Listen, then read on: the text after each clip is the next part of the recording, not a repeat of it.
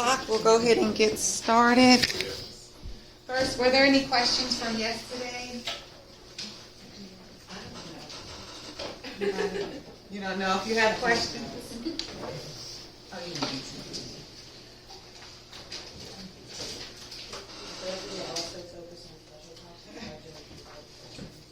All right. Well, we have some questions at the end, so if anything pops into your head while we're lecturing, just let me know. All right. I think we left all here, right? Because we didn't get to the screen.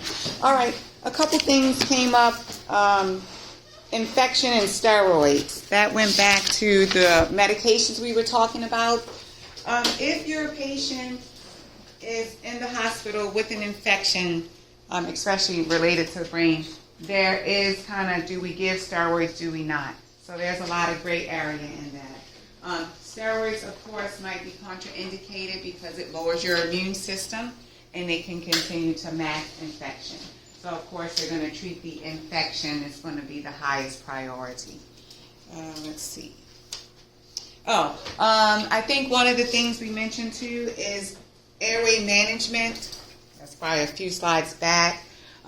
If we're doing suctioning on that particular patient, we want to limit suctioning as much as possible. So we're definitely going to provide it, but that's not someone that you want to do frequent suctioning on. Because the more you suction a person, even with trachs, the more mucus they produce, hence having to suction more and more. So, of course, if it's needed, we're definitely going to suction the patient. But we do need to be mindful every time you're suctioning, it elicits like this kind of, not a great response. It's pretty intense. People are suctioning, they're gagging, coughing, and things of that nature. So that would actually contribute to more increased intracranial pressure. All right? And I think that was it. Oh, and then here on this screen, these are called burr holes. So sometimes they will drill burr holes into someone's skull in order to relieve the pressure. All right? And so that's just going to release additional fluid out through the burr holes, B-U-R-R. All right? All right. So we're here with hydrocephalus. Hydrocephalus is an imbalance of CSF fluid. It could be the production, so too much is being produced and not absorbed readily, or it's being produced at a regular rate that it's supposed to, but for some reason it's not able to excrete at the rate that it should.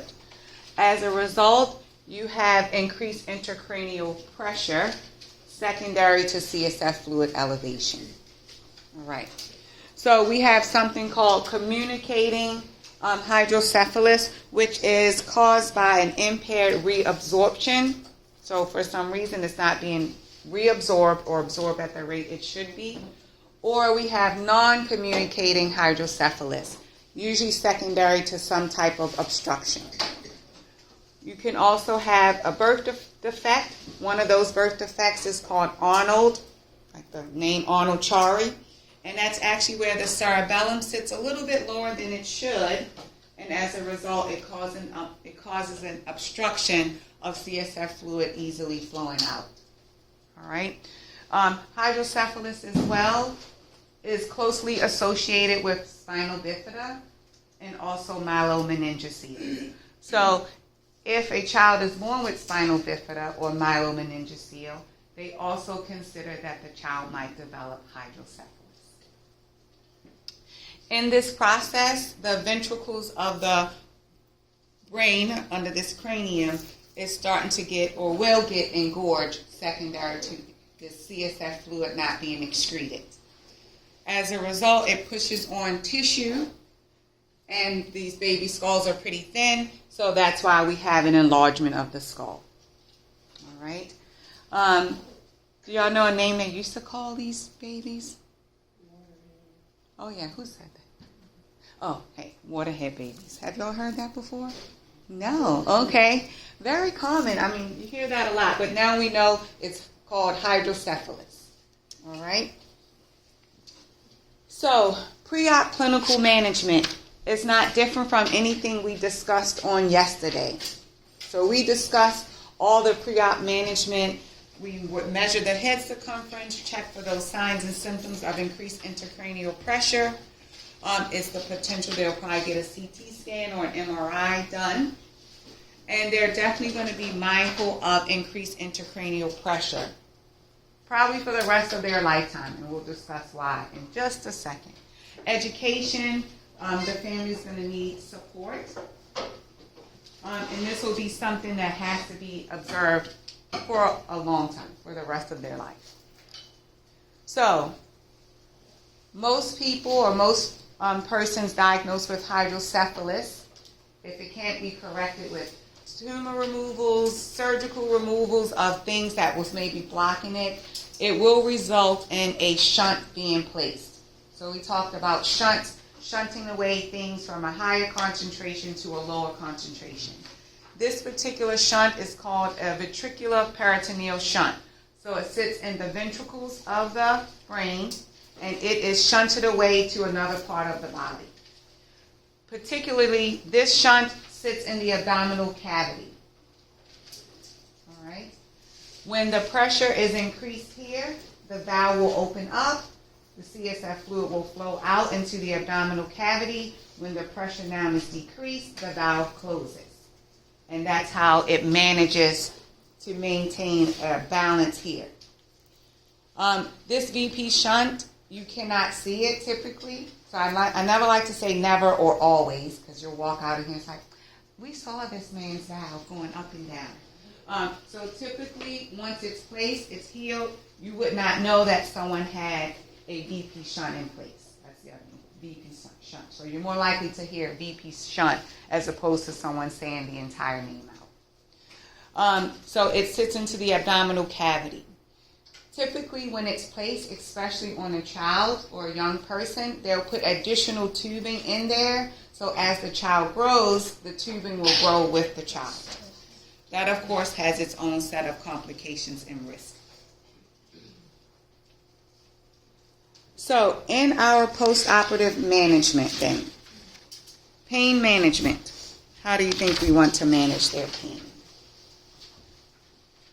So we mentioned yesterday we probably don't want them sedated in the postoperative period with opioids and things of that nature. So it's typical that they would get that Tylenol with codeine or acetaminophen with codeine or acetaminophen. So they can get some type of pain relief. And typically those craniectomies, they don't have a whole lot of pain. They really don't. Position. When they first come out, they are expected to be laying flat. So supine and 0 degrees of flexion. 0 degrees of elevation, I should say. So supine meaning on their backs with 0 degrees.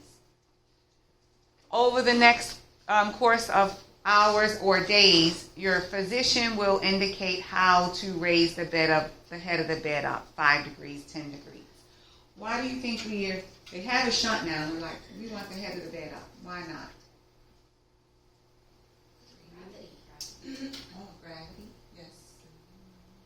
And we don't want rapid reduction, right? So if, just like someone that's hypertensive, if they've been hypertensive for a very long time and we rapidly reduce their blood pressure, does it feel good? They get very orthostatic, they're dizzy, so that we want a gradual decline of the CSF fluid. Now, not gradual like over months, but definitely over the next couple days, the head of the bed is going to slowly be titrated up as the patient tolerates that. All right? Also, position-wise, we mentioned earlier that we don't want the head kind of sitting back. Well, the heads are heavy. So it's typical they'll put a towel or something under the neck to lift it up off of the bed. In addition to that, if something is oversized and stretched, your patient is at risk for pressure ulcers on their scalp, on their skin. All right? Also, if it's known that the shunt is on a particular side, let's say, for example, the right side, we would not want our patient laying on that side. All right? Because, of course, you can cause an occlusion from them laying on that side. All right. Now, this is in the immediate postoperative period. Why do you think the patient is kept NPO?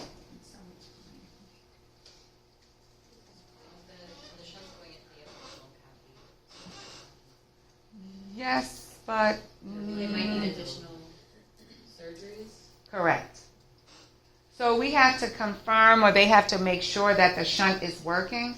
And so if you have them eat immediately post-op, now they have to be NPO before you can take them back. So it's not uncommon, and we'll get to complications, that these shunts will malfunction. And they have a lot of revisions performed. So in case the patient needs to go back to surgery, in that immediate post-operative period, they are definitely kept NPO. I had a patient, and she had multiple shunt revisions. She came back from the surgery, back on the floor, and within 4 hours, she was back in the OR. So in that short period of time, her shunt wasn't working properly at all. So she went right back down to get a revision. They did a CAT scan, they could see it wasn't working, and then she was back in the OR. So good indication that keeping your patients NPO is probably going to be the best option in that post-operative period. All right. IV antibiotics, definitely. Skin care. So, of course, if your patient has this incision, so they have an incision or a dressing here and a dressing on their abdomen, and if it's a baby, what do they also have on them? A diaper. And what happens with our babies sometimes? Skin breakdown. What do they have? This is blowouts, right? So poop from everywhere. Just say it goes everywhere. So we know that warm, moist environments is a good area for producing bacteria, right? So we want to make sure we're taking a look at that area, keeping the babies dry, making sure that dressing isn't getting wet, moist, or loaded with stool, for sure. Accurate eyes and nose. We're doing accurate eyes and nose because your patient is post-operative, but I also like to put this here to emphasize that the drainage that's coming from here going into your abdominal cavity is not increasing your GU output. All right? That drainage is simply circulating in the particulate or the fluids of your abdominal cavity. All right? It is not making your GU output increase because you now have this drainage into your abdominal cavity. All right, so lots of education, in particular education related to when to return back to the hospital, signs and symptoms to observe for. What do you want to tell them about?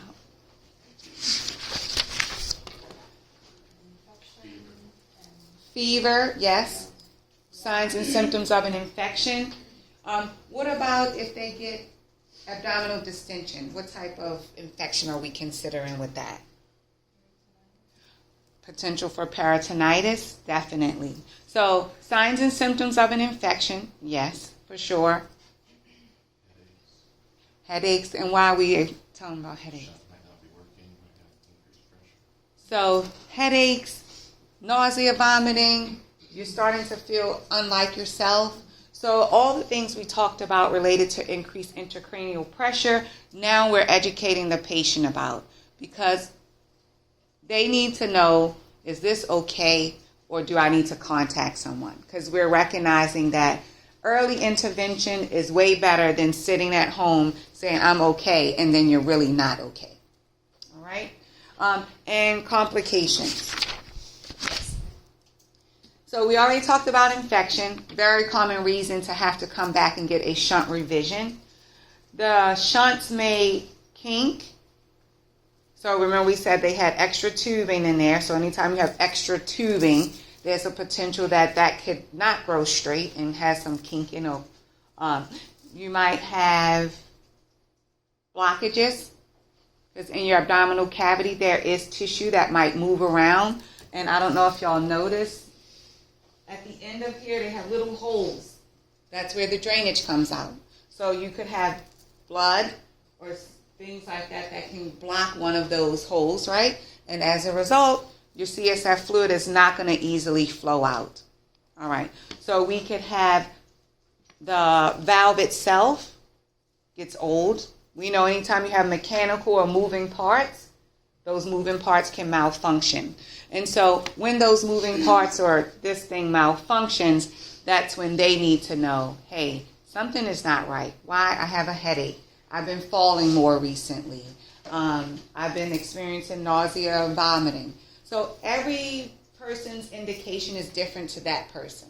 So, for example, a student shared with me his dad had hydrocephalus, and he would know his shunt was malfunctioning because he would start falling a lot.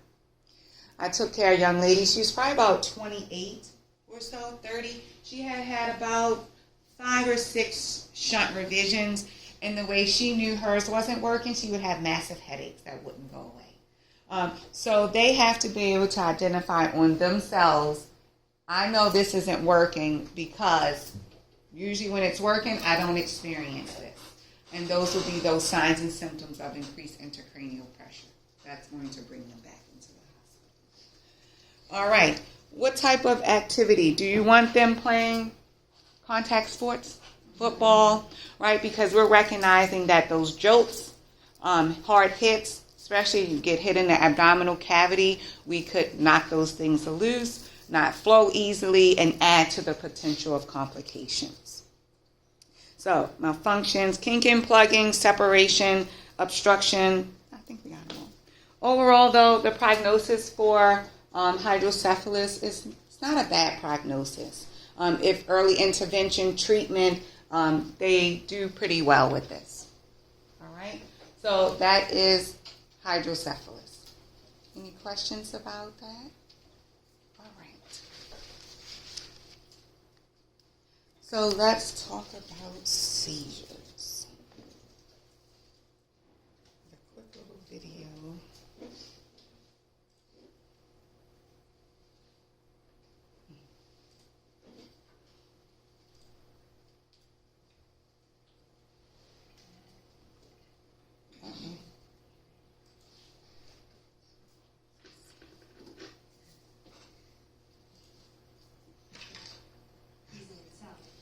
In centuries past, the word seizure referred to people being taken over by supernatural forces. Today we understand that a seizure is not a supernatural entity. It is simply a medical condition in which too many brain cells become excited at the same time. The brain is an electrochemical machine. Nerve cells, or neurons, use chemical reactions to generate electricity like a very complex battery. When a neuron becomes excited, it passes an electrical signal along its thin biological wire, called an axon, to communicate with other neurons in the brain. Those other neurons either can be excited or inhibited by the signal. When too many neurons become excited all at once, then a seizure can result. So a seizure is like an electrical storm in the brain. During this abnormal electrical storm, the involved parts of the brain cannot perform their normal tasks, and people experience sudden alterations in movements, sensations, awareness, or behavior. A seizure typically goes on for a few seconds to a few minutes. The end of a seizure is a transition back to the individual's normal state. Because the word ictus is Latin for seizure, this period of recovery is referred to as the post-ictal period, which can last from seconds to hours. A person's level of awareness gradually improves during the post-ictal period. Doctors often are asked what the difference is between a seizure and epilepsy. To the medical community, epilepsy is the condition of having spontaneously recurrent seizures. That means that one isolated seizure is not defined as epilepsy. There must be 2 or more seizures, or at least one seizure with a high chance of having another. To count as epilepsy, the seizures have to appear spontaneously without an immediate precipitating factor. For example, if Johnny falls off his motorcycle, hits his head, and has 2 seizures on the scene, it is not epilepsy because the seizures were immediately precipitated by head trauma. However, if he recovers, then starts having seizures weeks, months, or years later as a result of the traumatic brain injury, then that does count as epilepsy. The word epilepsy has a long history of social stigma, but epilepsy is nothing more than a brain disorder caused by uncontrolled, excessive, and synchronous electrical activity. If you are concerned that you might... All right. That's just a good introduction to our discussion about seizure activity. All right. Anything in particular stands out? Oh, toast in here, huh? Y'all like, we're exhausted from yesterday. No? All right. I'll start the discussion. And just real quick, too, I always like to look back, make sure I told you everything. Just with hydrocephalus, just avoid constipation, too. That's it. All right. So what are seizures? So we kind of started talking. Okay. Yeah. Head from babies, like Yes. as they grow, that doesn't go away. So it just depends on how quickly intervention was provided. So if it was delayed treatment, because you'll still see adults with oversized heads and 2-year-olds.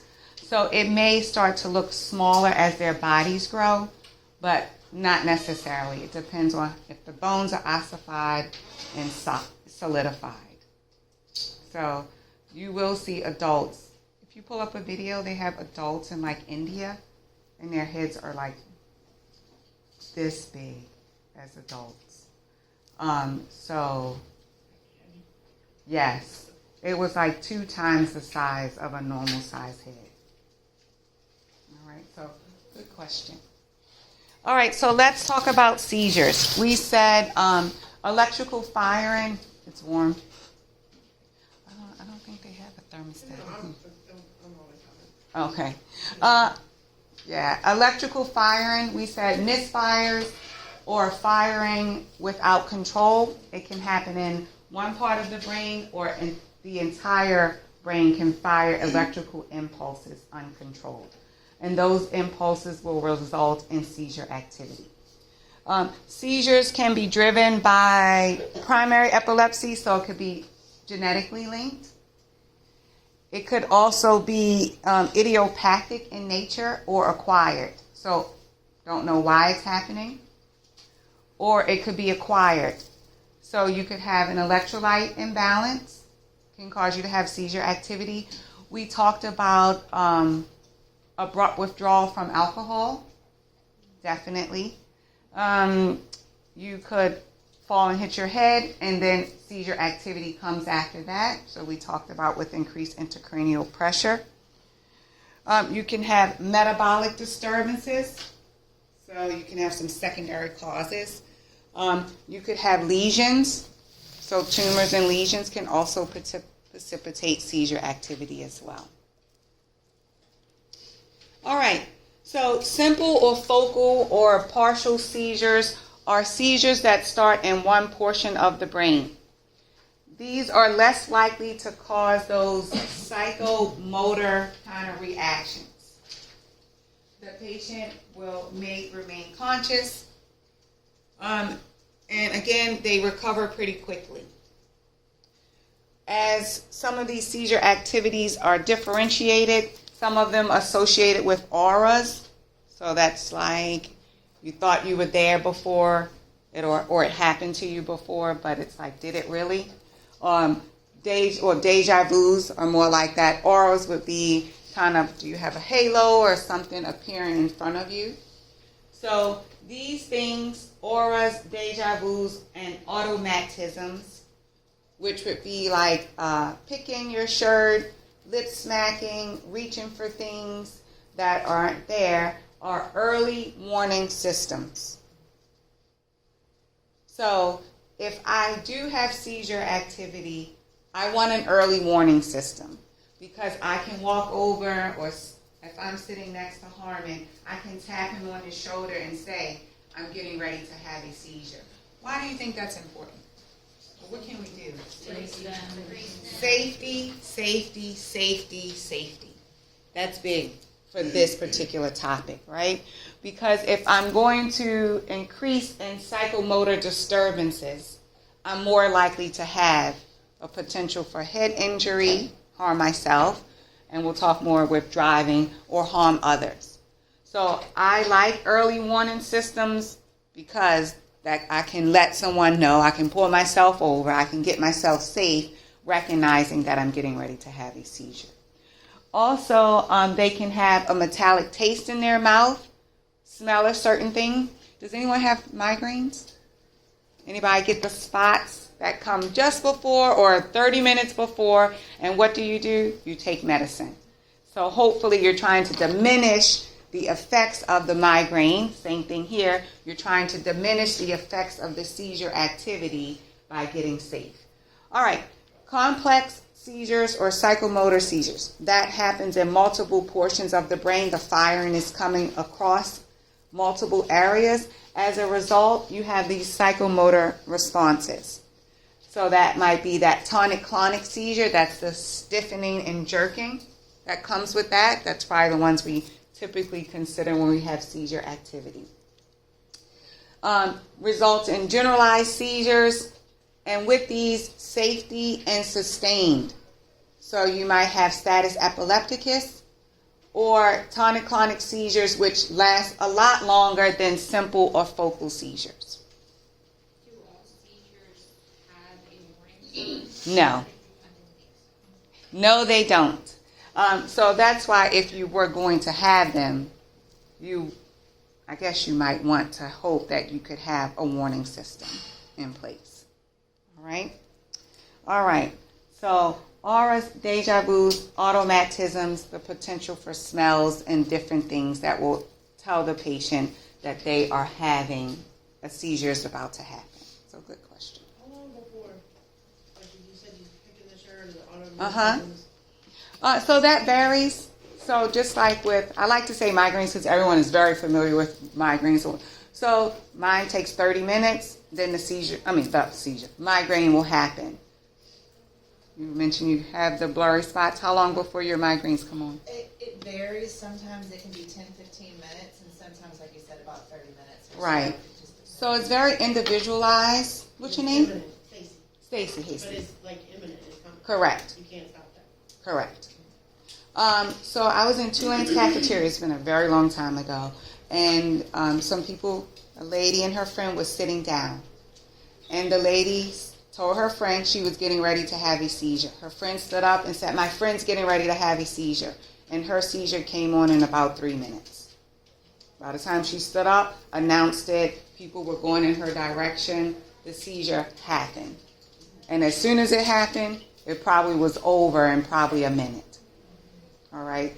But other people, it can come on unexpected, or sometimes it can take a little bit longer. All right? So it's very individualized, like most things with people and how they respond to different things. All right. Okay. So this information can be found in your ball book on page 748, page 20, table 27-8. So we're just going to briefly talk about what these individual seizures are. Please make sure you take a look at that page. All right, so tonic-clonic seizures, we said, is the stiffening and jerking. That's more like the ones you're in your brain. You're like, oh, that's what I'm used to, or that's what I'm expecting to see when I have seizures. They do have something called absent seizures, which typically affects adolescents. They might have the only eye fluttering or staring off into space. So they don't necessarily have those psychomotor responses that we think about when we consider seizure activity. So these can be difficult to diagnose. Because if you've been around adolescents, don't they stare off? Mm-hmm. And don't you call their name and they're like, I know you hear me. No, I didn't. So it's like, well, absent seizure. Everybody checking their adolescent child like, I need to get my child evaluated for seizure activity. But they have it's very small, so unless you're paying attention, you may not see it. Grades might drop because in those moments they are missing certain things that are happening. All right? So they're not falling on the floor. They are awake, but they have a momentary lapse that, oh, I'm not really there. Can an absent seizure eventually progress, or will it always be absent? So seizure activity definitely can progress. It's not common that you're going to just move from absent seizures to tonic-clonic, Okay. right? But you can have seizure activity that progresses in other natures if left unchecked. All right? So like tonic-clonic seizure left unchecked, no treatment, sure, there's always a potential this could escalate. All right, myoclonic seizures. It's a brief jerking of one side, so it affects one side of the body, not like tonic-clonic that affects the entire. So one side, brief jerking. Atonic seizures, it was also known as drop seizures. So you're walking along and you just fall. What do you think these people usually should have? Or maybe you've seen them. A helmet, yes. Because if I'm just walking along talking to you and I have this atonic seizure, which is an absence of tone, and I fall and I hit my head right here, that's a serious secondary complication. So maybe the seizure isn't going to necessarily kill me, but definitely cracking my head on the cement, this podium, or different areas multiple times throughout the day will put me at risk for increased intracranial pressure and put me at risk for loss of life. Right? Infantile spasms happens in infancy. There are seizures that come pretty frequently. They had a family in New Jersey. I don't know if y'all seen this on CNN. The infant was having like 30 seizures a day. That is tough, right? Can you live like that? So it was a whole special on CNN. It was all about alternative treatment. And this family moved from New Jersey. Yeah, you saw it? Okay. From New Jersey to Colorado to get treatment using medical marijuana. Right? It did. It took it down from like 30 to 5 or 6.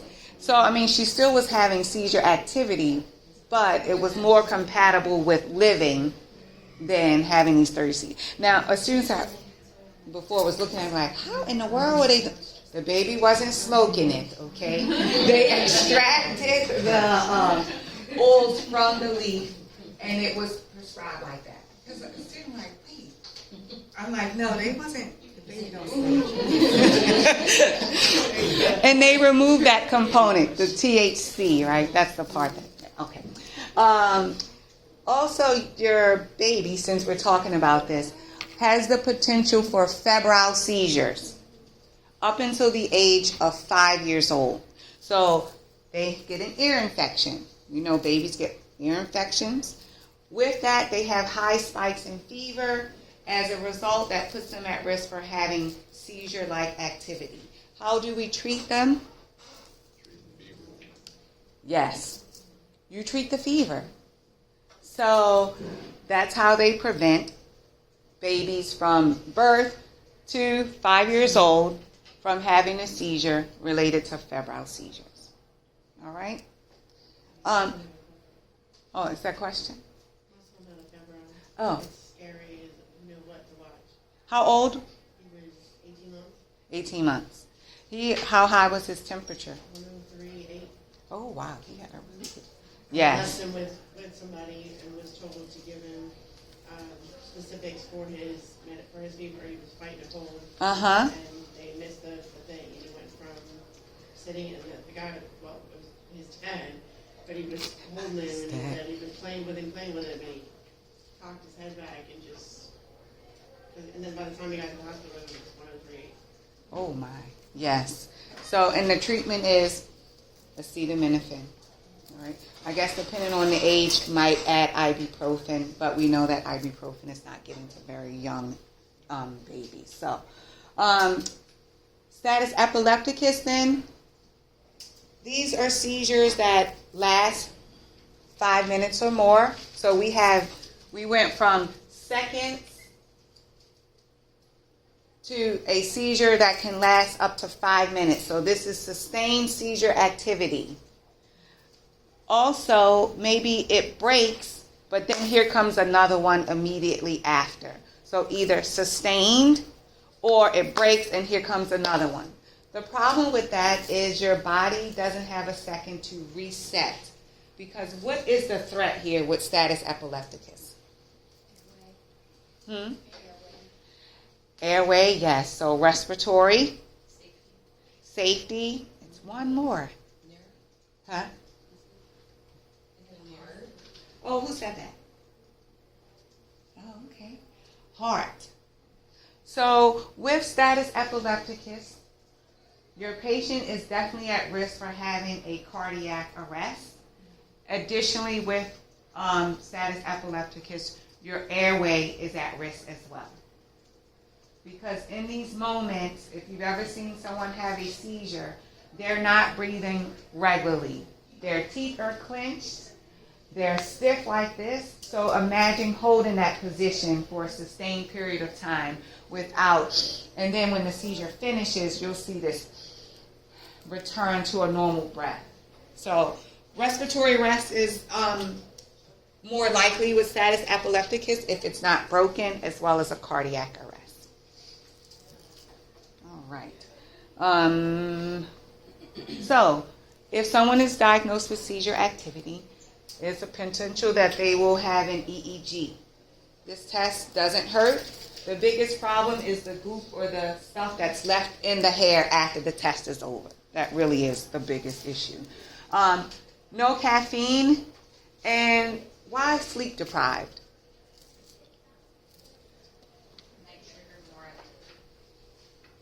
Yes. We like the patient to be sleep deprived. Sleep deprivation is good because what the goal is of an EEG is that your patient will have a seizure while they're on this equipment. So they can identify, where is this coming from? Why is it happening? Which part of the brain? So they also might hold AEDs. Anti-epileptic drugs might be held. Why? Because if you're providing your patient with an anti-epileptic drug, well, it's less likely they're going to have seizure activity. The goal here is to have the seizure. All right? They don't have to be impure. They can eat. It's just we want to elicit an environment that's going to cause them to have seizures. All right. So They put it like comes over them and it says it's got the flashing lights. on this EEG, Yeah. I haven't, like, we just saw one last week, and I've seen a few. I've never seen the flashing lights, but flashing lights are a trigger. So, do you want... Like a strobe light, or like a 30 seconds. 30 seconds. This one it didn't. So maybe prescribed. They might have different ones. Use the flashing light or don't use the flashing light. All right? Good question. All right. Important assessment to ask your family is how many seizures per day. Why is that important? Establish your baseline. What would you suggest that they have to identify this? A journal? What's that? A journal? Yes. A journal. Write down what? What was I doing? Was I next to Kate and she had perfume on? We'll talk about triggers in a second. All right?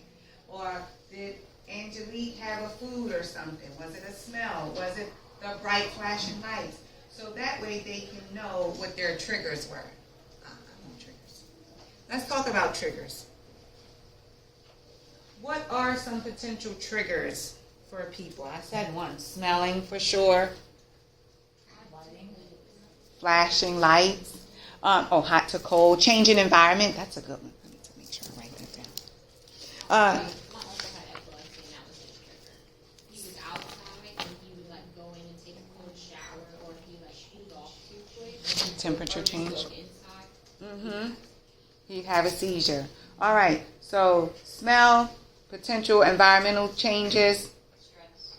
Oh, definitely. Stress, sleep deprivation we mentioned. With status epilepticus, well, any of them really. Abrupt withdrawal from AEDs. So I'm like, I'm healed. I don't need my drugs anymore. So I'm just going to stop taking them. So that can precipitate seizure activity. Electrolyte disturbances.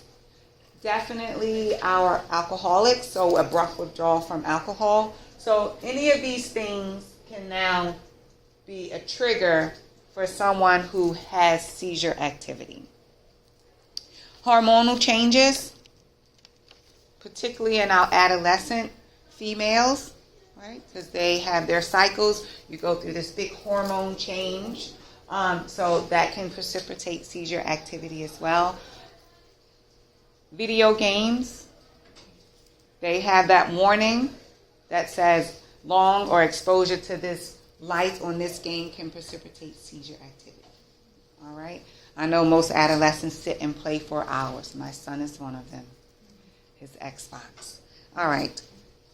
Auras are good to identify because we said those are warning systems, automatism. Length of time and any pattern.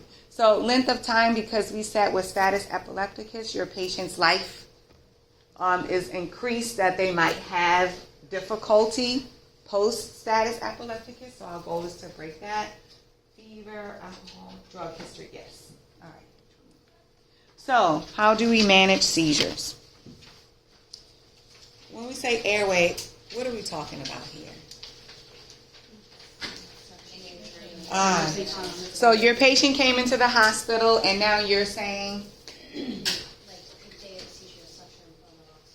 All right, so having suction at the bedside, I like it. Oxygen, definitely, because in the post-ictal period, there's a potential that the respiratory rate might not return as we would like it to. All right? So airway at the bedside. Position. Do we have them sitting on a 90-degree angle? No. Although we just talked about protecting the airway. Why don't we? So they're not having a seizure, but they're in their bed. You're introduce yourself, and now we're getting ready to leave. Why don't we want them in a 90-degree angle? Could they fall forward? Oh, they can fall out of the bed. I don't know if you've seen when the head of the bed's raised the bottom. There's this big space between the side rails, and people have definitely fallen through the side rails or over top of the side rails, right? And so if you're not present, which you won't be present all the time, there's a potential they can come over the side rails, especially if we have them sitting in that 90-degree angle. How about IV access for sure? You said oxygen. Oh, what other equipment? Oh, yeah, but that's just going to be done and finish that test, and then they take the equipment out. Padding of the side rails. I want y'all to know that may not be these perfect little side pads, like, oh, we have these nice covers. It is blankets taped up, taped to the side rails. Have you seen that? Yes. So I just don't want y'all to be like, my patient's being admitted with seizures. I need to get these nice covers to cover the side rails. Because oftentimes it really is just us putting multiple blankets on the side. But hopefully your facility will have the equipment that you need. And for theory, we get these nice padded side rails for sure. All right, so equipment. Let's see, airway side rails, yes. All right, AEDs. On page 750 of your ball book, they have some medicines. So let's talk a little bit about AEDs. Anti-epileptic drugs. What are some you're familiar with? Keppra, that's a good one. Levetiracetam. It can be given PO and or IV. It's a newer drug. Probably in the last 5 to 6 years, we're starting to see more people on the Keppra. So levetiracetam. I like that one. All right, another one. Oh, say it again. Benzos. What is the difference between levetiracetam and I'm going to come right back. What other drug before we talk about benzos? Oh, gabapentin. Yes, gabapentin, Neurontin. Yes. With Neurontin and gabapentin today, you're starting to see that prescribed more for nerve pain. So please make sure if your patient is on gabapentin, Neurontin, that you confirm that they actually have a history of seizure disorder. Because I have definitely had a student go in and like, oh, I'm giving you your gabapentin for your seizure. I'm like, no, it's not. And the patient's like, what? So it's often prescribed for post-operative nerve pain or related to diabetes, neuropathy. So just make sure in that history. One more, and then I am going to differentiate between them. Oh, Valpork acid. Oh, that's a very old one. You don't see that as much, huh, anymore? Yeah. I feel like they dialed that one back. And I heard something else. Oh, Topamax, yes. So there's a whole list of them that are individualized. These drugs are introduced one at a time because the goal is to get maximum benefit from the least amount of medication. I think that's every person's goal. Now, I want to differentiate between the ones we just mentioned and benzos. Would people be prescribed benzos to manage their daily seizure activity? No. So we have maintenance drugs, like you mentioned, valproic acid, Topamax, gabapentin, that are going to be drugs to prevent seizure activity. And the goal of our PAMs, I'm going to call them, because we got lorazepams, is that we want to break the seizure activity. All right, so for example, if my patient started having a seizure, Brenda starts having a seizure, and her friend, Stacy, is there, her nurse, she's in the room. She hits the call light and says, my patient, Brenda, in room 10 is having a seizure. I would want someone to bring me their PRN medication for seizure activity. All right. In the hospital, do you think they get their Valium before the seizure stops? No. But in theory, the way you break a seizure is we administer these diazepams, lorazepams, benzos, right? In the hospital, what will commonly happen is my patient's having a seizure. Someone will go get the medicine. By the time they get to the Pyxis, come into the room, the seizure has for sure stopped. So now you're like calling the doctor. Would you like your patient to have their benzo? I have it here. It's drawn up. The seizure activity is stopped. So your doctor will differentiate if they want to give it or not. That happens so much. Can you give the benzo as a prevention? Good question. You're leading me into it. So alcoholics that come into the hospital, you will commonly see them prescribed lorazepam or diazepam every 6 hours or so, especially for the first 48 hours, because we know that is the period of time where they might go through these withdrawal symptoms that includes seizure activity. All right?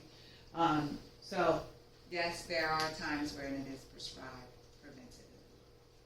All right. One other drug is phenytoin. Dilantin is the other name? That's a very commonly prescribed medication. One thing to keep in mind is that some of these drugs have to reach a therapeutic level for it to be effective. Phenytoin is one of them. So if it's too low, of course it's not working. If it's too high, your patient's at risk for toxicity. And it happens to be, it needs to sit between 10 micrograms and 20 micrograms for it to be effective. All right. If there is any change in the medication prescription, so say your patient missed a couple days, or we're reducing it, adding more, taking away stuff, your patient dosage changes can potentially increase their likelihood of having seizures while this adjustment is being made. All right, record time. Post-seizure, what does your patient look like? Potential for confused, exhausted, because they have burned a ton of metabolism has been used up. So they're exhausted. Your Glasgow score is probably going to be less than what it was before it started, and that is expected. How about their bladder or bowel function? Yes, so they may have become incontinent, so bladder or bowel has been affected. Confusion is not uncommon, and for a significant period of time post-seizure activity. So that is called the post-ictal period. how do you know when your patient needs an intervention? Because we're saying, yes, it's expected they're going to be confused, incontinent, sleepy, definitely. But how do you know, is this a normal postictal period or not? If it doesn't improve, That's it. So your patient in no way should look like hour 1 at hour 4, right? So still sleepy, but improving slightly hour by hour. It can take a good bit of time for these patients to recover from the seizure activity. It depends a lot on how long it lasted, but in that post-ictal period, we're like, wait, you still look like hour 1 at hour 5. That's a problem. So we definitely would contact our physician. So if they're like sleepy, I mean, is it okay if they like take a nap, or do we want to keep them up? Oh no, we let them rest. The body's trying to restore itself. So definitely we let them rest. All right, so education, definitely.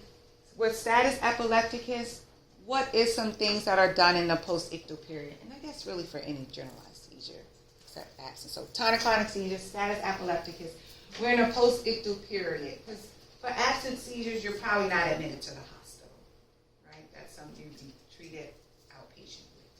But status epilepticus, newly diagnosed, tonic-clonic seizures, so they're here in the hospital. What are some things we're doing in the post-ictal period? So you said vital signs? No, you didn't. You said let them sleep. Yes, let them sleep. Someone said vital signs? No? Making it up. Vital signs? All right. What else? Oh, potential EEG if it hadn't been done. I like it. blood sugar, Why do you say blood sugar? they could have burned a lot of sugar during the seizure, and that would be running hypoglycemia. Yes, definitely. So with seizure activity, there's a potential for your patient to be hypoglycemic. So we check their blood sugar, we do vital signs, for sure. What else?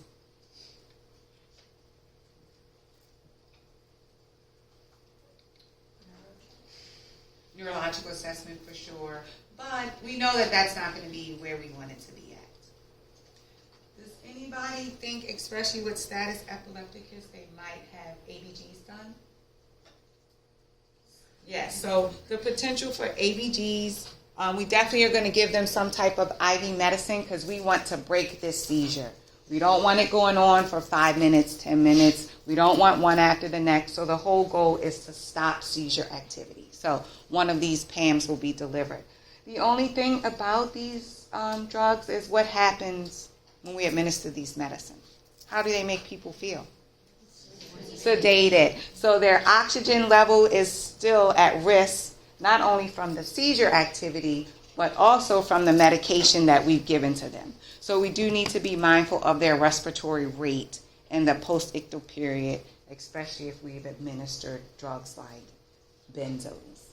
All right? So we said ABGs, checking the pulse ox, vital signs. We said checking the glucose for sure because the metabolism is burning high. All right.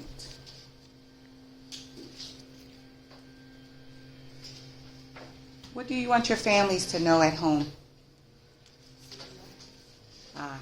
CPR. We don't want the families standing over frantically at home because these people aren't going to stay in the hospital, correct? They are going to go home. So they need to know CPR, when to call 911 and not. Also, they have sprays that can, these PAMs are in a spray, so they can spray that in their nose, and suppositories at home are commonly used. Okay. I like this picture. So we never, ever put anything in your patient's mouth during seizure activity. Why? Have y'all heard that you should? Somebody said hold their tongue. Spoon, huh? Didn't somebody say like you're supposed to hold their tongue? Yes. Back in the day, spoons, wallets, I think it was anything you could put your hands on. you would put it in the patient's mouth to prevent them from biting their tongue. That whole idea has completely shifted away from that, which makes sense if you've seen someone have a seizure and you put a spoon in their mouth or anything and they are biting down.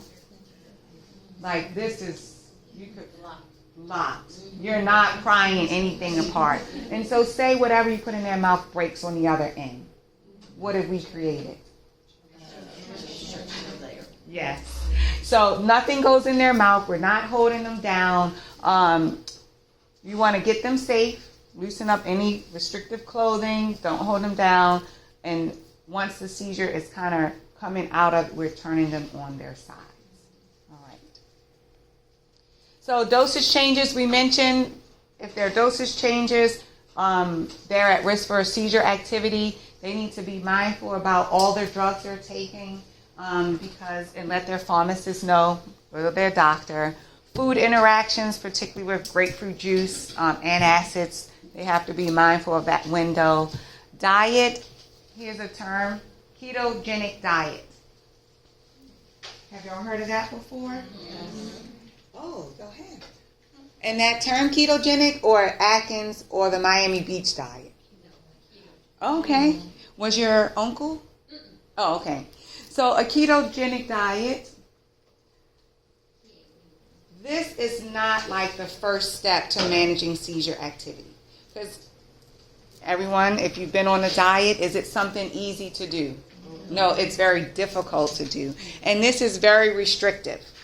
So high protein, usually 1 gram per kilogram per day. 1 gram per kilogram per day of protein is what's going to help to make the patient have ketosis.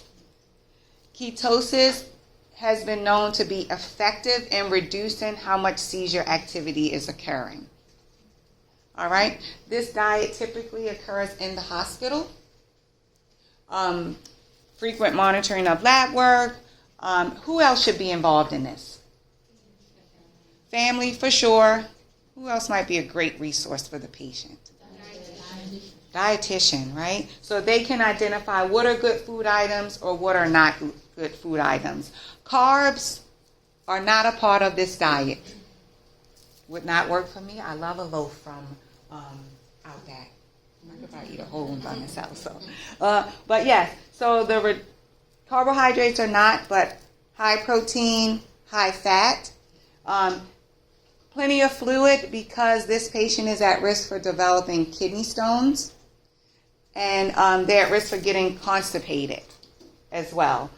So we do want to make sure we include the dietitian on this, nutritionist, so that they can help identify what food items are going to be good for them. Proper rest, we talk about stress reduction. Here's another one. This is called a vagus nerve stimulator. You heard about it? Oh, you know someone who had one? I've seen a lot of patients with them. Okay. Do you want to describe what you saw? Well, some of them were internal. Yes, they are internal. It wraps around the vagus nerve. It's important that they might want to have an early warning system. The whole idea is someone else has an external magnet or piece. Huh? Say Yeah, looks like a watch. It's usually like strapped like a watch. Yes. And they can say, I'm getting ready to have a seizure. It may not stop the seizure activity completely, but it helps to minimize how long it lasts, how long it goes on. So, vagus nerve stimulator technology. It's wonderful. So that would be great for especially people who have status epilepticus or people who have not responded. So ketogenic diet, vagus stimulator is not the initial go-to. Right? These are people who have not responded well to medication or has had some improvement with medication, but not at the level they would like. All right? Activities. What type of activities would be okay? What do y'all think about swimming? Swim with? Right. So would I necessarily want 2 10-year-olds swimming together? No, but the appropriate person to help manage if something does go wrong. How about shower versus bath? Oh, I got bath, I got shower. Right. You fall. Safety. What about a shower chair? What'd you say?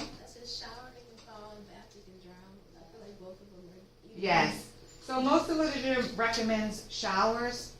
I don't know if y'all remember it's probably been 5 years ago, John Travolta's son. He had a seizure in the bathtub and he submerged and he did drown. So shower with the shower chair.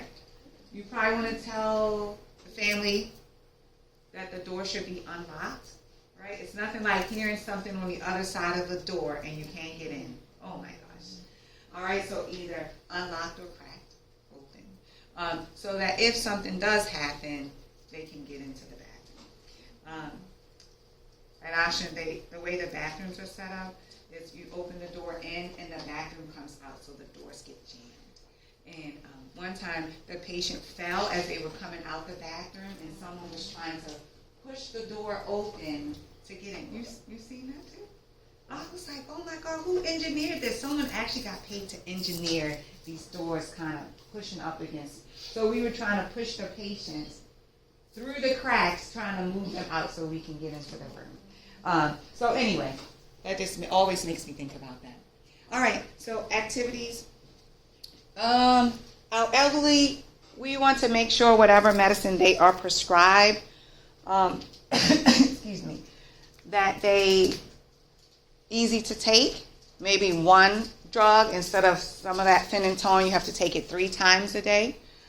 So things that they can easily manage, because if you're getting multiple medications, that'll definitely be a problem. All right. Shower. And then how about driving?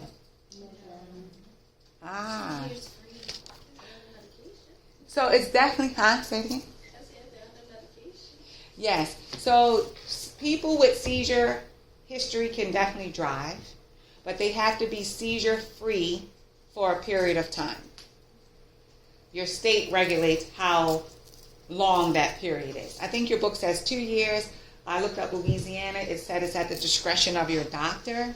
Another state said 1 year seizure free. So every state, I looked at different states.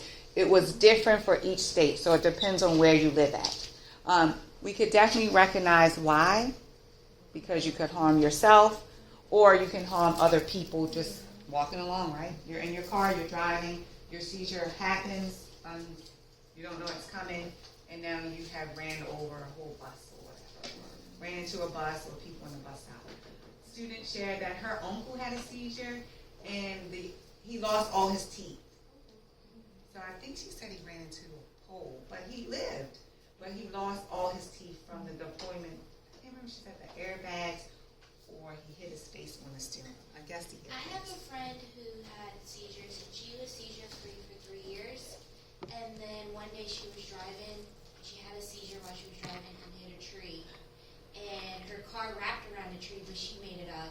Thank goodness. Did she go back to drive? I would be scared.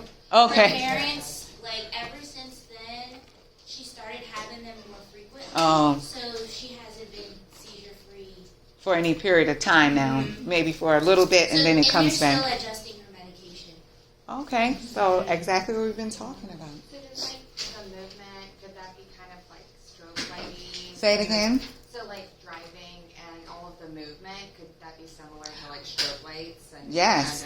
Because have y'all been out in the ambulance? Sometimes I have to look down when the ambulance is passing because I don't have seizures, but it's like, wow, oh my Lord. When they're very bright, right? So, yes. All right, thank you. All right, so what nursing preventions, interventions, or education should be a part of the care plan for a patient diagnosed with new onset seizures? Thank you. All right, what's some things we've been talking about? Then we'll take a little break.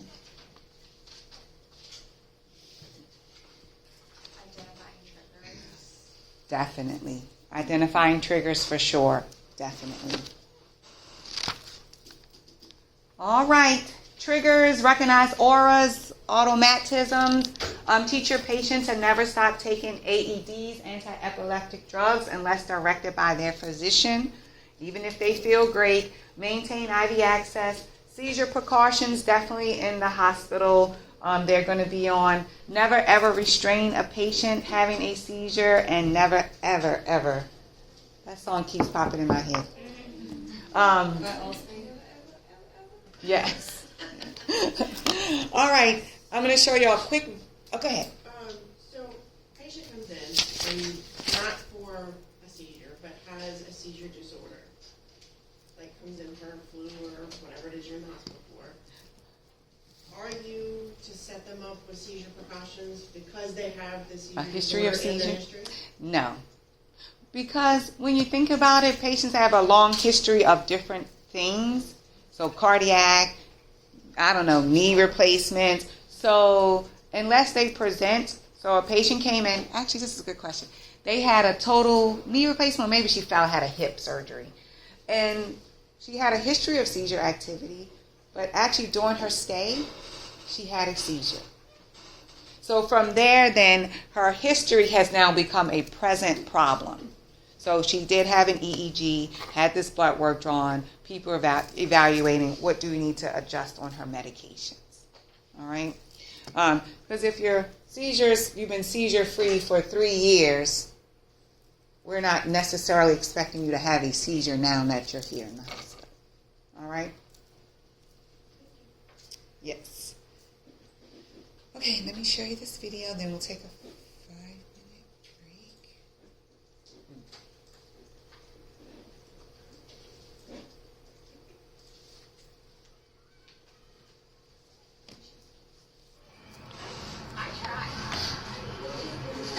Yeah, but no, I'm playing video games. We're playing video games. What? Okay.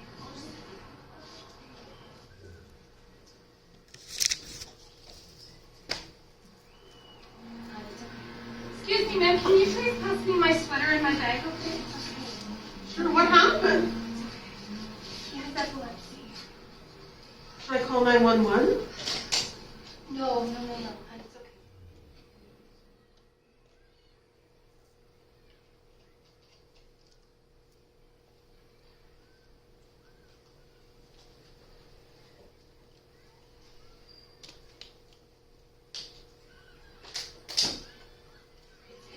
It's not an emergency.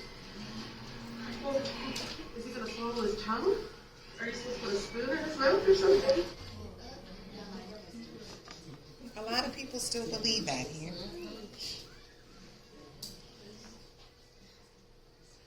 Honestly, if we put anything in his mouth right now, he's going to either choke or he's going to break his teeth on it.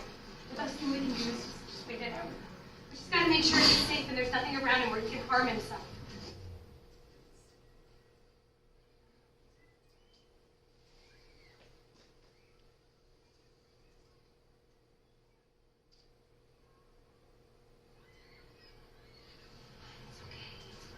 It's okay.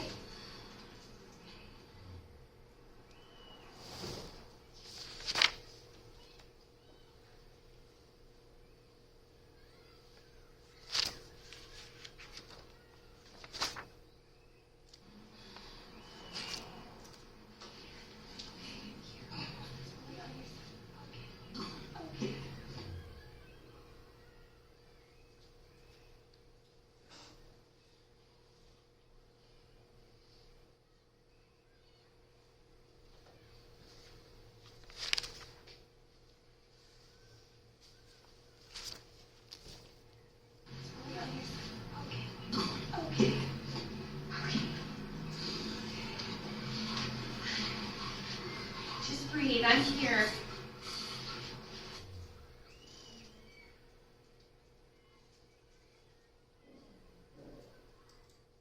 All right. How y'all think she did?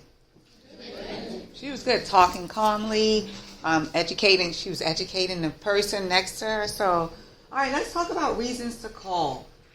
Person does not have epilepsy. That makes sense, right? Seizure lasting longer than 5 minutes, or a second seizure comes, or regular breathing does not return. These two look like what? status epilepticus, and we said this is a real threat to the person's life, cardiac or respiratory. If breathing doesn't return properly, we are recognizing oxygenation is a problem. And we said early on yesterday, lack of oxygen and or glucose is problematic for the brain. We need it constantly, right? The person has diabetes and they have a seizure. Hypoglycemia, but you could probably have it on both extreme ends of the spectrum, right? So their blood sugar needs to be evaluated. All right, seizure occurs in the water. Maybe they aspirated fluid in their lungs. Could they be okay? Yes, but could they have a dry drowning? So yes, they aspirated, they did a lot of coughing, they look okay, they recovered, but they could also go home and have something called a dry drowning. That's been happening more and more. That happened to a kid in Kenner. He fell in the pool and ingested plenty of water. Ended up dying in his sleep. All right. The person is pregnant. We left that yesterday. What'd you say? Eclampsia. One of the signs that helping or playing it out can precipitate or have seizure activity. And not only that, what about the fetus during the seizure? Potential for a lack of oxygenation, right? And then the person is injured during the seizure. Self-explanatory, right? Because we said hitting our heads, having an accident, all of that can precipitate all the stuff we've been talking about. Yes? So if controlling blood sugar is something that's difficult for people with epilepsy, why do we want them on a diet that doesn't have any carbs in it? So remember I said that diet would be introduced once the other measures were ineffective. So that's not going to be, today I'm diagnosed with seizure activity and now I'm going to put you on a ketogenic diet, right? And then you can have your blood sugar controlled without carbs. Because actually, this is going way off tangent, carbs actually do this to your blood sugar. Spiking. And actually they recommend you kind of cut down carbs to maintain a steady level of your glucose. All right? There's a lot of documentaries out there about how the ketogenic diet helps with a lot of different brain disorders and autoimmune diseases. Yes. So you don't have to have carbs in. Well, you do need some level of carbs, I guess, but you don't need that to spike you up and down. All right. All right. So that is the end of this part. We're going to take a 5-minute break. So can we say let's make it 9:20. It's 9:13, and we're going to do our case study. So make sure you have your papers folded, because that's what we're going to do. Or y'all rather us just keep going?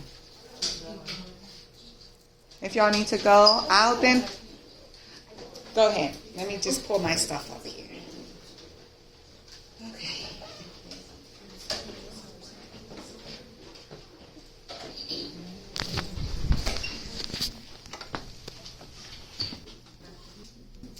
Cleared my, Notice that on TikTok they have a word.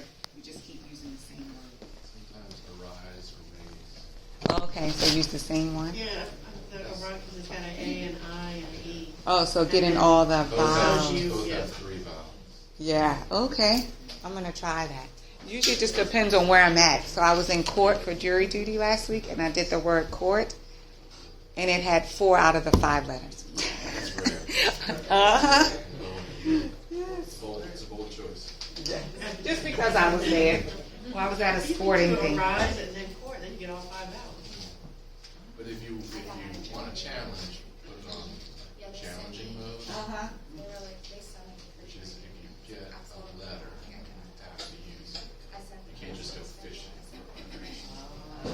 That's If you get an E, that means in future guesses you have to use that. okay. I like it though. I enjoy it. All right, I think everybody's pretty much here. All right, y'all.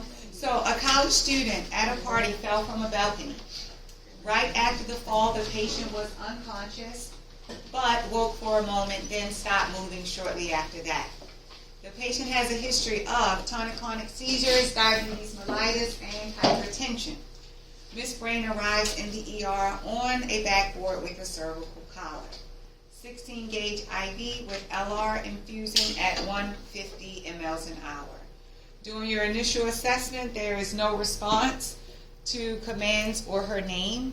She extends her arms and legs stiffly when pressure is applied to the nail bed. Still no verbal response and eyes remain shut. When you assess her pupils, it is noted that the right pupil is larger than the left pupil. And pupil response is sluggish. There is a large occipital lesion or laceration oozing a small amount of serous drainage. Miss Brain's blood pressure is 70/40, sinus bradycardia with a rate of 40 beats per minute. Respiratory is 6 and 20-second periods of apnea. All right, nurses. I think we all can agree our college students, your colleague, had a long night, and she's not doing too good. All right, so here we go. Huh? I said, call an adult. You are the adult. What additional assessment information should the nurse gather first? Assess the cranial nerves. Oxygen saturation. B, C, assess breath sounds, or D, temperature. Remember, you're going to hold your paper up. It just encourages everyone to be able to participate and think about things. And if you don't have a paper, let me know. I can.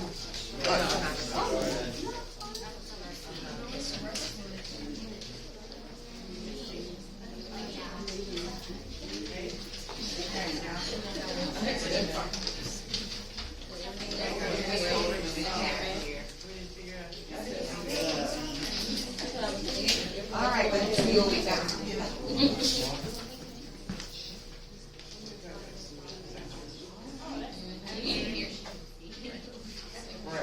Why did you write? Oh, no, once you.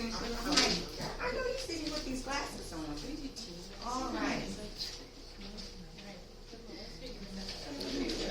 Okay, so I did get a little bit of everything picked. So let's walk through them. Does anybody want to say why something A is incorrect or correct?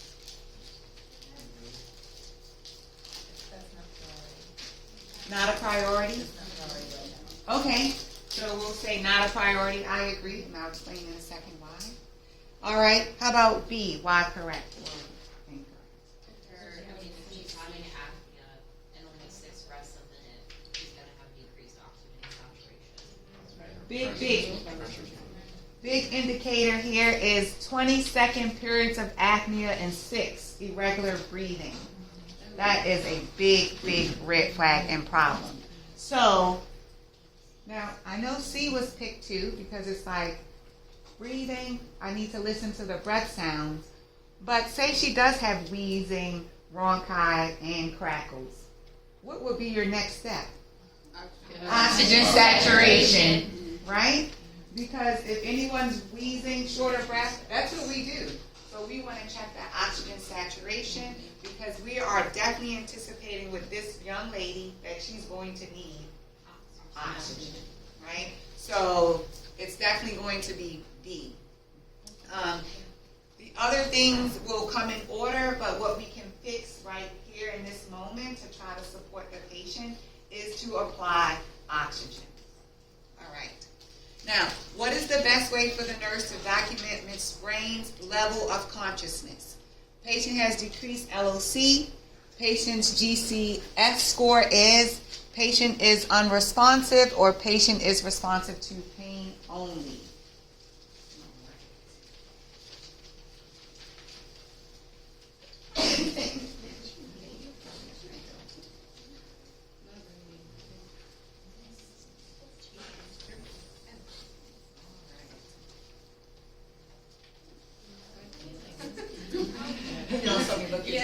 Not good. All right. Okay, all right. So I have 3 things picked, B, C, and D. All right.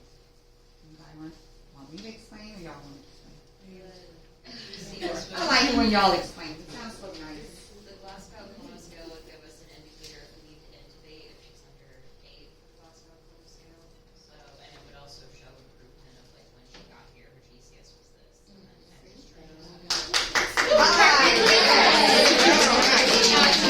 Yes, you did a good job. Thank you.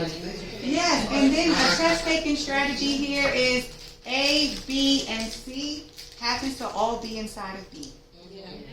So it's kind of like, how can you pick this one, that one, when they're all sitting inside of that scale? All right? So B will be more comprehensive, plus this nurse here, and this nurse here, and that nurse over there can all recognize 8 is probably not good. All right? Overall picture. All right, perfect.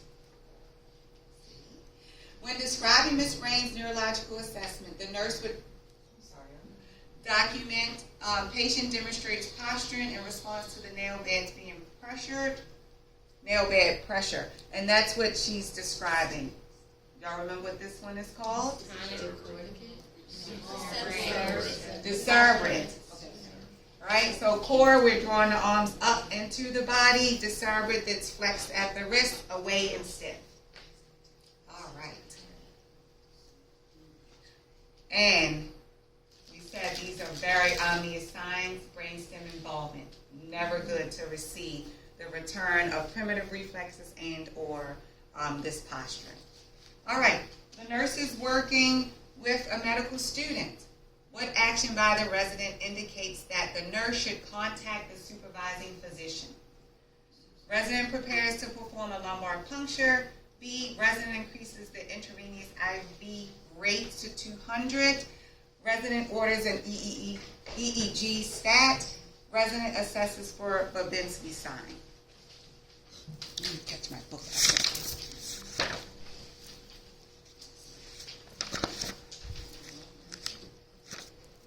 right. I got a little bit of everything.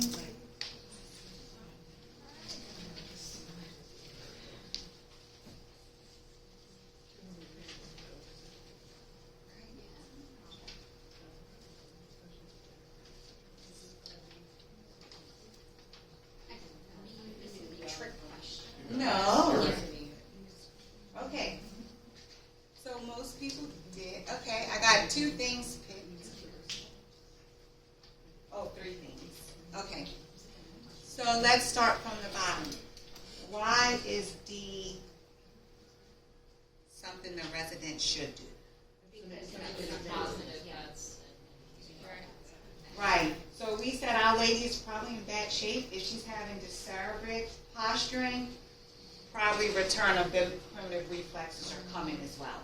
So that's supporting the overall picture of our patient, manifestation, signs, and symptoms. That's what we're expecting. So him checking to see, is she actually presenting with this stuff? That would be a correct statement. This is not to the question, but it is. When you get a question like this in the text, should you treat it as like, we're looking for the wrong answer? So some students flip this around in their head. So this is the wrong answer. So what you could do is say, what is the right answer? What would I do? Write it out, and then what you have left sitting is potentially your wrong answer. Because what's happening, you keep flipping it around, and you're like, yeah, we would do it. Is this the answer? Right? So this is a negative. Say the nurse should contact the supervisor, like she's saying, like, no, don't do that, I'm going to call the doctor. Don't do it, yes. Right? That's fine. So D is correct. How about C? Is this a good step? Yeah, because if they're having seizure activity, potentially, and this lady is in bad shape, this also gives us what's going on with your brain function. So C is a correct step. How about B? Yes. The blood pressure was 70/40. How do we correct a hypotensive patient? Volume. Either volume and or some type of medicine that's going to help to raise that up. So we're talking about the cerebral perfusion pressure. Definitely probably is negatively impacted because our patient is showing signs of increased intracranial pressure. So with increased intracranial pressure and decreasing blood pressure, the CPP is also lower than 70. So this would be a good step to take. And A is the answer. We don't want the lumbar puncture performed. This is a negative, right? Because we said it increases the likelihood of brain stem herniation. All right. All right. Everybody clear?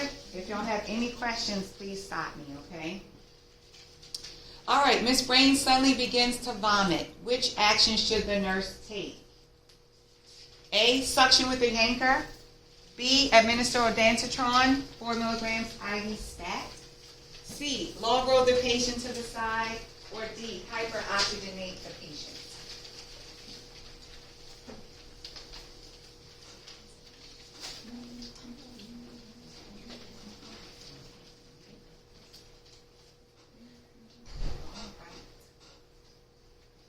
Okay.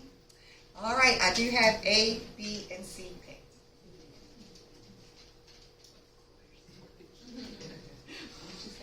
I said, of course. Why is it? All right, tell me why A or not A. Well, she's not responsive, I wouldn't want to suction her. Oh, okay. I heard. If she's not responsive, you wouldn't want to suction her? I mean, you can suction, but you might not get it all. Yeah.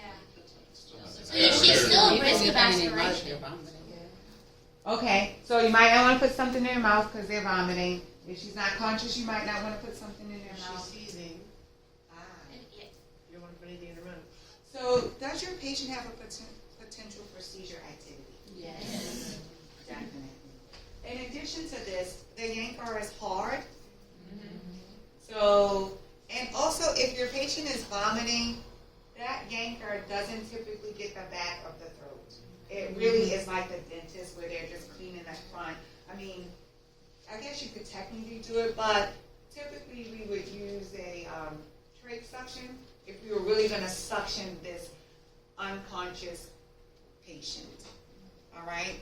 Because you can really get the back of the throat with a thinner tooth. So we're going to say A is not going to be helpful in this moment. All right, how about B? It's not a priority. Yes. I love ondansetron. It's a great drug. It's helpful for nausea.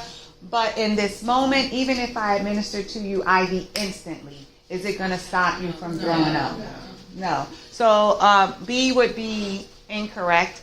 And then how about C? Yes. Yes. So we like C. So if we're going to do anything in order, it would be C first. And then we would do B. Get them safe, safety, safety, safety. So I'm getting them safe because while someone's grabbing the ondansetron, isn't there a potential your patient can continue to throw up? And so if you have them still on their back and they're continuing to throw up, creates more problems. Risk for aspiration.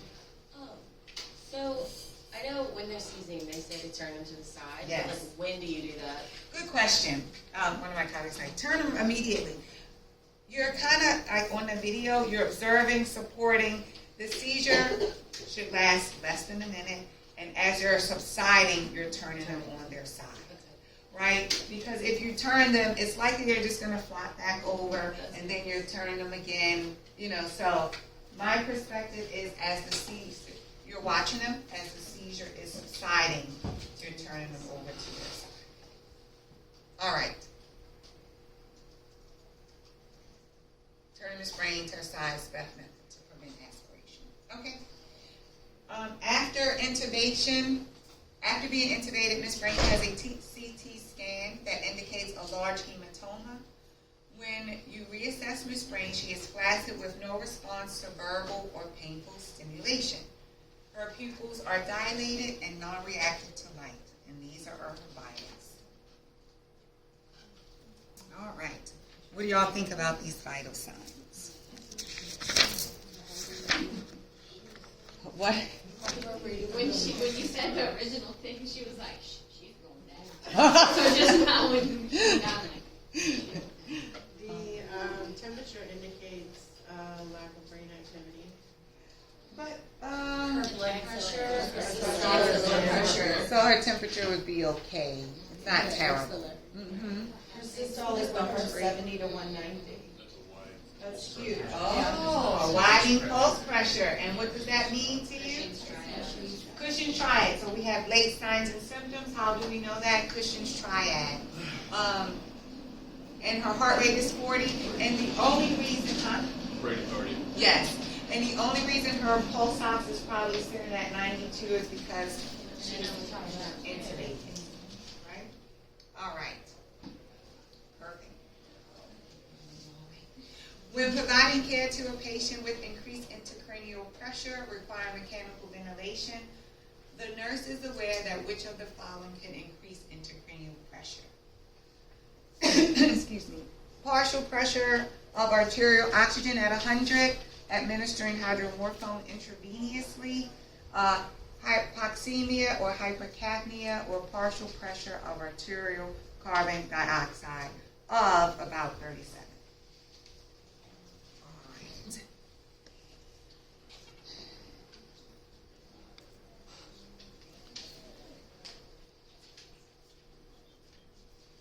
All right.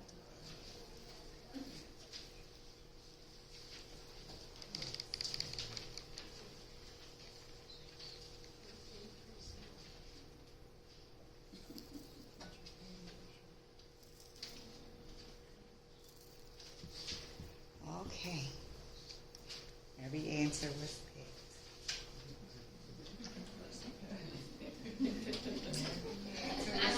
This is not a select all that only one is correct.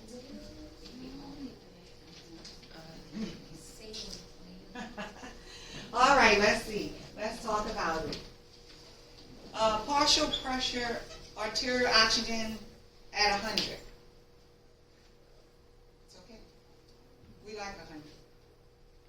All right. So oxygen is fine by us. Administering hydromorphone, not to be confused with meperidine or Demerol.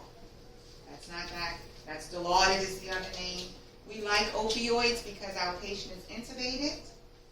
We know that opioids does what to the body in general? Relaxes the muscles, relaxes the patient. So we like that. D is actually okay. It's a little bit lower, I think. But not too far off of the expected value. So she's not retaining CO2. All right. Not retaining carbon dioxide. So if your patient is... I'm just thinking it out loud. Oh, yeah, go ahead. You want to share? No, thank you. How are you obtaining the partial pressure of the oxygen carbon dioxide? Blood gases. Oh, so And also... Oh, there you go. I was about to say it. Y'all, go ahead. Oh, arterial lines, they'll get placed in, that'll tell you partial pressure of blood. Oh, okay, gotcha. All right. This patient is intubated, so they're in an ICU setting for sure. They've had all the hookups to them.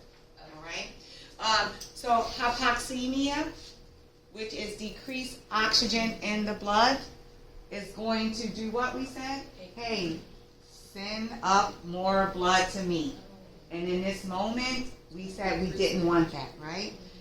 And then hypercapnia, which is an increase, is going to do the exact same thing. So either I have decreased oxygen or increased carbon dioxide, it still equals less than the desired amount of oxygen being delivered to the brain, which causes the reaction to, hey, give me some more blood. But in this moment, we're saying we want to slow it down, right? Everybody follows how we got there? No, say it. No, I have so many questions, but it's not appropriate right Oh, it's not? now. You're going to talk to me afterwards? I would. And then it's going to be something we could share with everybody. Yeah, Okay. Miss Brain returned to the ICU after evacuation of a hematoma. The ICP is being monitored via catheter. The data is as follows. 112/64, 50 to 56 heart rate, 21 is the ICP. O2 stat looks better, 95%. Respiratory rate is 14 and 99.4. which of the assessment requires immediate nursing actions? And we are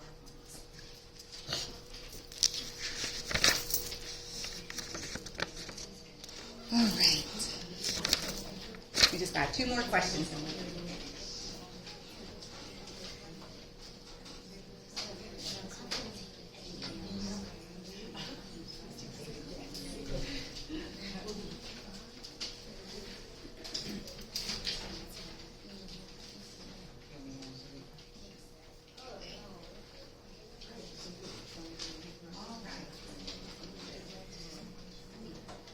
So I have C and D picked.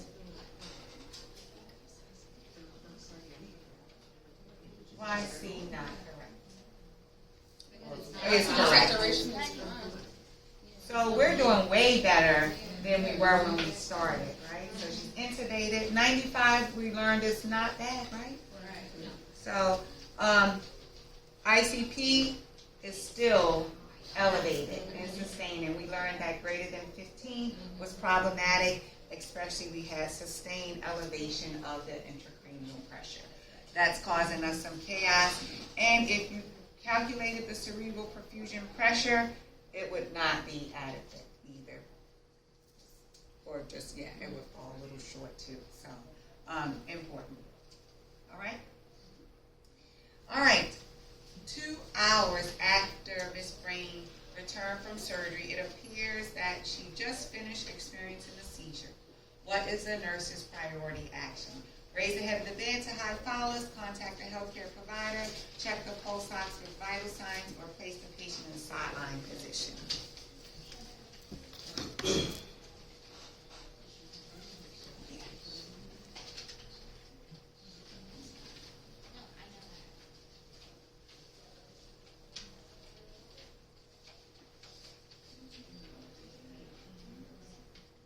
Okay.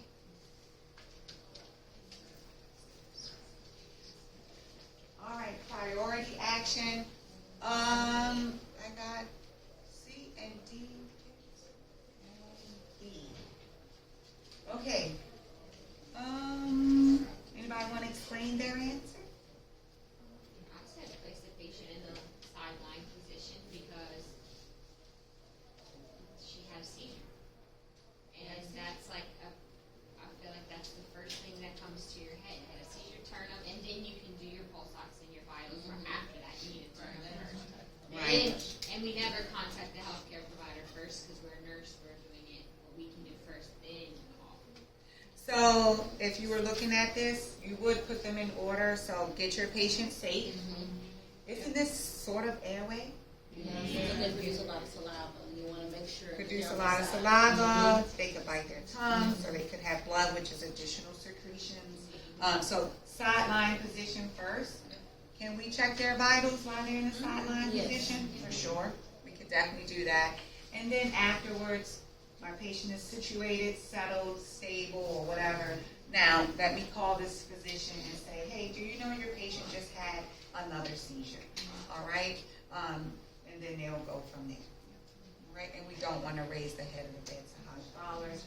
That's not going to be effective for what our patient has, because we said that position is contraindicated for increased intracranial pressures. All right, and I'm finishing with your favorites, and select all that applies. We had too many yesterday. What do you know? A recent graduate said they had like 70% of their NCLEX. Great. Select all that one. Oh, great. Awesome. That's just what I wanted to hear. So make sure you're not looking at these things saying, I hate them.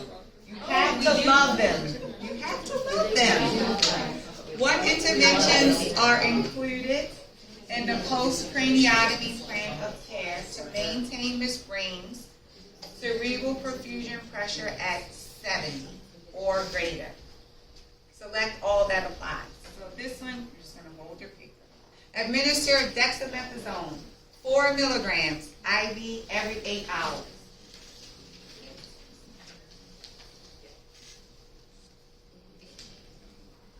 Is it bad that I don't know what that is? It's a steroid. All right. So I got only a handful of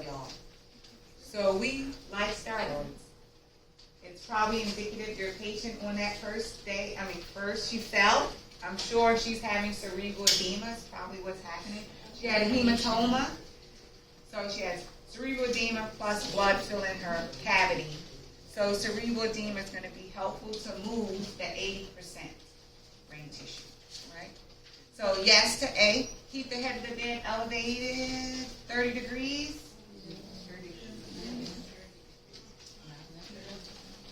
30 degrees we said is an acceptable level.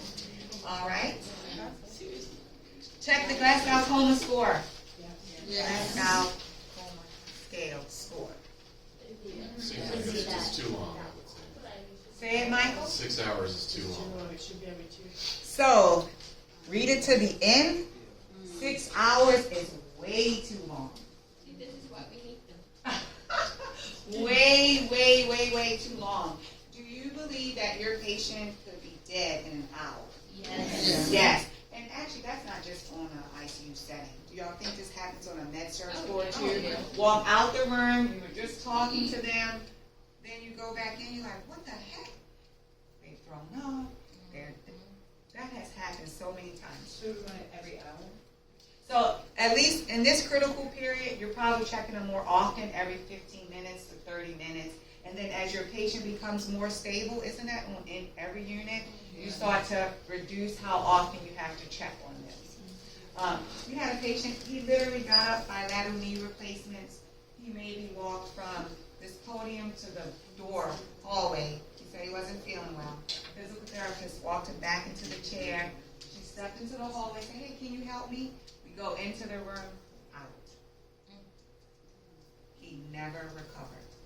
And the part that was so painful is she told the wife, go get to breakfast, I'll be here for 30 minutes or more. The wife comes back up and the full code. So 6 hours is too long for this particular patient for sure. And on a normal kind of med-surg floor, you're checking on them every 2 hours, and your PCT is going on in the odd hours. So actually someone's seeing them every hour or so. All right. Administer mannitol 100 milligrams IV.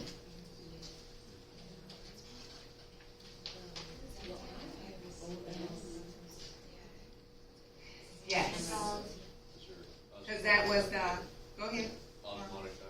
Osmotic diuretic. So, yes, we like that. And then E, allow the family to visit throughout the day. No. Too much environmental stimulation. So, A, B, and D. Whew, that was a lot. What's that one? No, but, and if it did, the state that our patient is in, we still get it. It's very common for that to be on that every 6 hours around the clock. All right? It raises your blood sugar.